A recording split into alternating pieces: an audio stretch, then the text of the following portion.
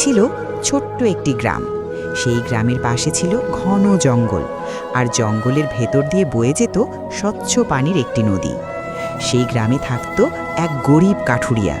প্রতিদিন ভোরে সে কাঁধে কুঠার নিয়ে জঙ্গলে যেত কাঠ কাটতে, আর সেই কাঠ বিক্রি করে যা পেত তা দিয়েই তার সংসার চলত।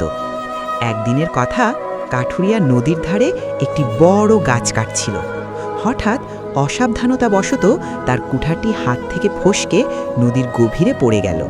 নদীর পানি ছিল অনেক গভীর। কাঠুরিয়া বসে বসে কাঁদতে লাগল। সে ভাবল, এই কুঠার ছাড়া আমি কাজ করব কিভাবে, সংসার চলবে কি করে? ঠিক তখনই নদী থেকে এক পরী বের হয়ে এলো। পরী বলল, কাঠুরিয়া, তুমি কাঁদছো কেন? কাঠুরিয়া সব কথা খুলে বলল। পরী নদীর জলে ডুব দিয়ে উঠে এলো একটি সোনার কুঠার নিয়ে। এটা কি তোমার কুঠার? কাঠুরিয়া মাথা নেড়ে বলল, না, এটা আমার নয়। পরী আবার ডুব দিল। এবার সে রূপার কুঠার নিয়ে এলো। এটা কি তোমার? কাঠুরিয়া আবার বলল, না, এটাও আমার নয়।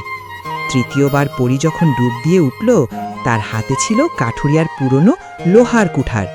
কাঠুরিয়া আনন্দে বলল, হ্যাঁ, এটাই আমার কুঠার। পরী হাসল। কাঠুরিয়ার সততায় সে খুব খুশি হলো। তাই তাকে শুধু তার নিজের কুঠারই নয়, সোনার ও রূপার কুঠারও উপহার দিল। কাঠুরিয়া আনন্দে বাড়ি ফিরল। সে বুঝল, সততা সব সময় পুরস্কৃত হয়।